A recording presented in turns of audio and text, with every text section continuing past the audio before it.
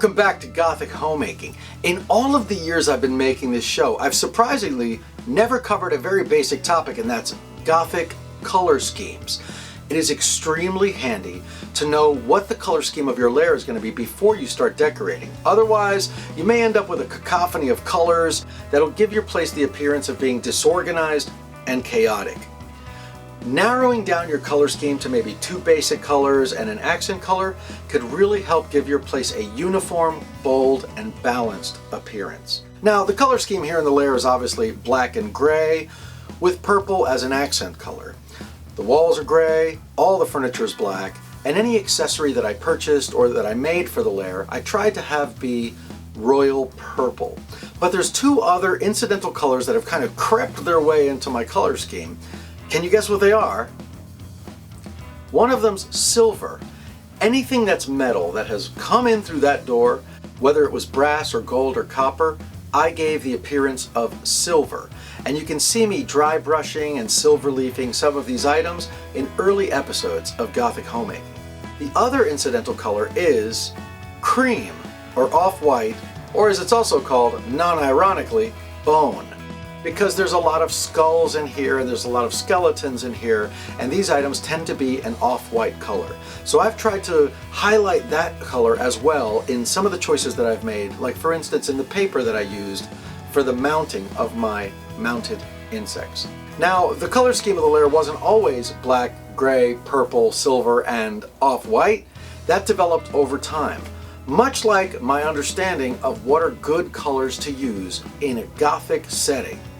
Let me show you something.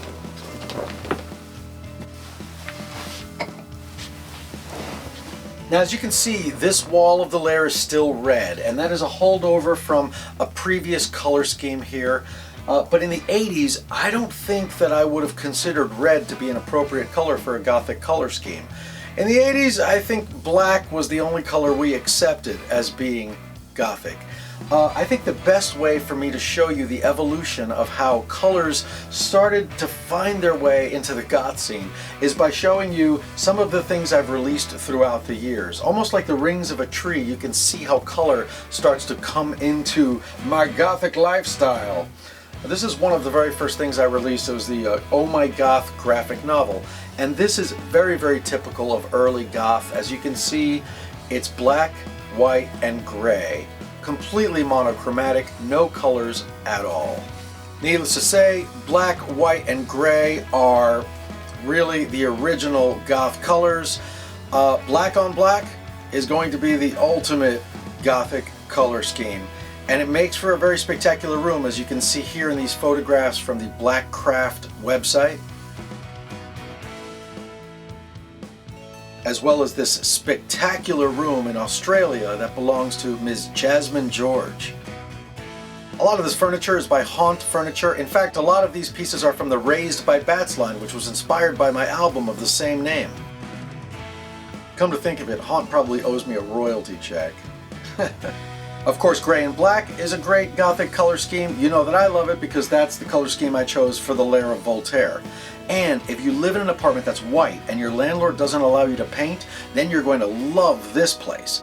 This is the apartment of my friend Jamie Lostein, who lives in Kuala Lumpur, Malaysia.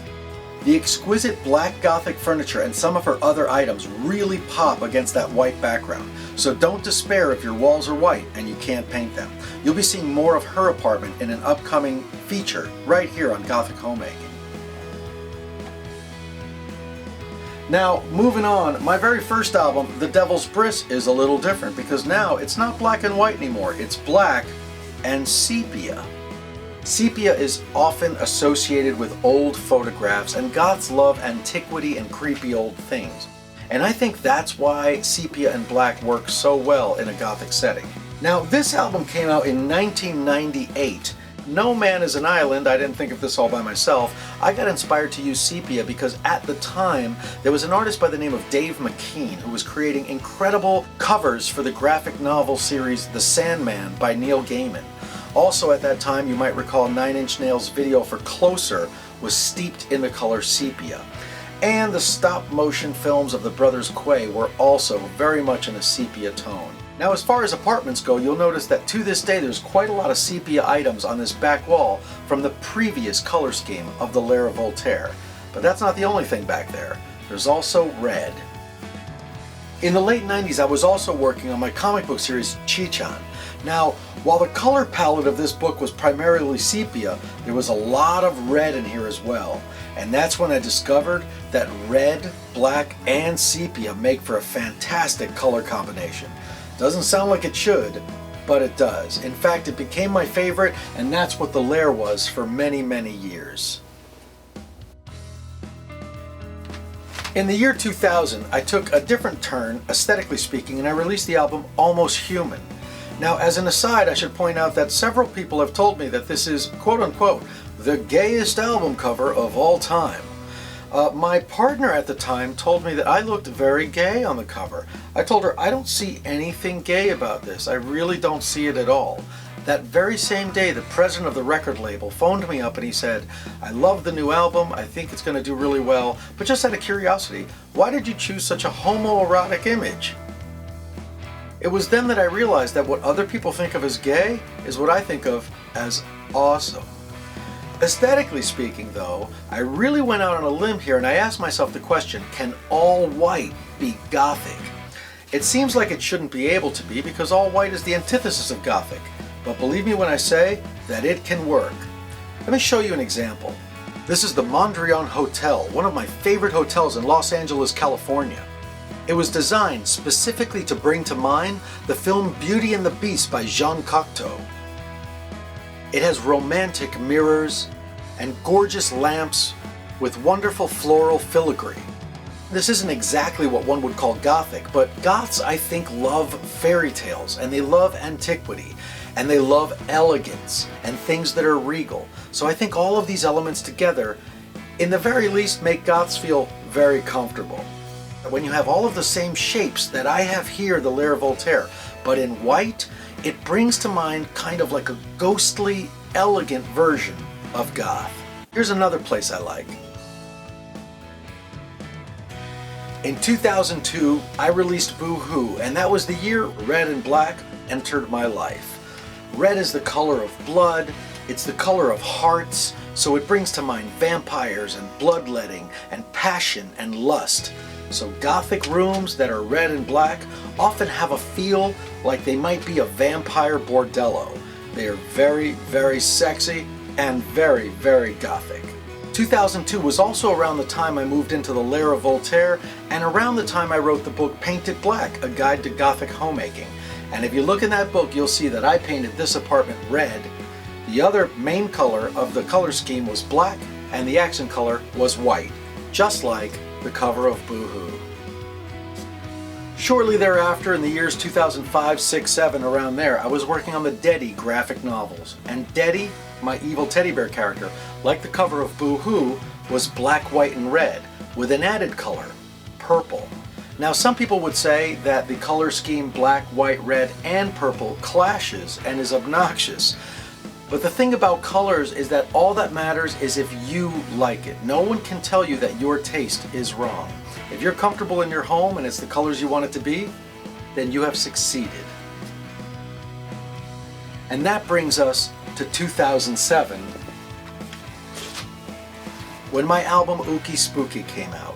And at that point, black and purple was all the rage for me.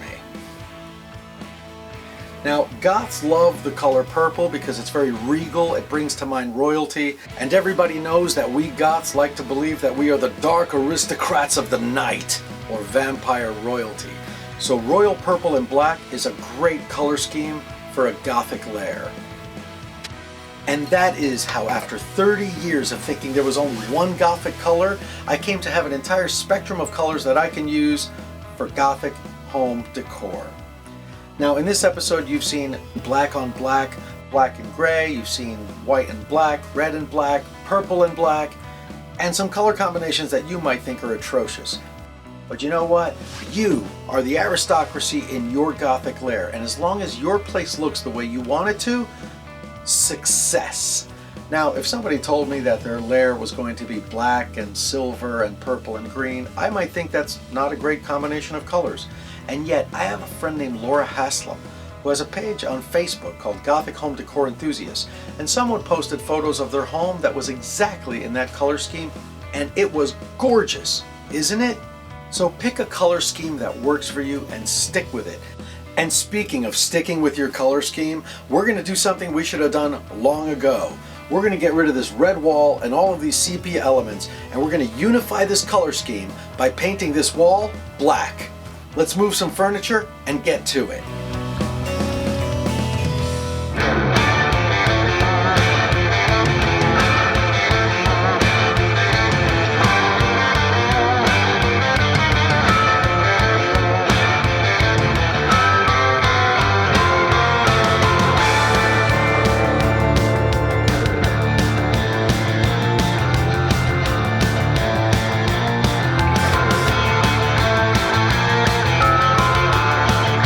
Hey, you didn't seriously think I was going to wear that outfit to paint these walls, did you?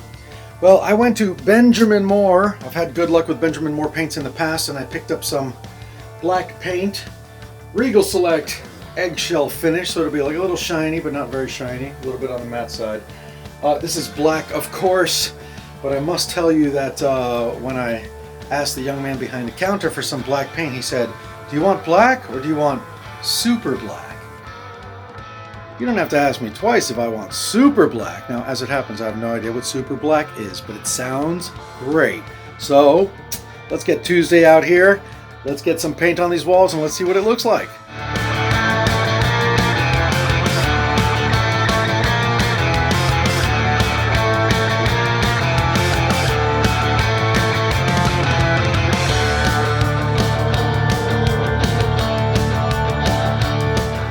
And there you have it, the new look of the Lair Voltaire, and I think it's fantastic.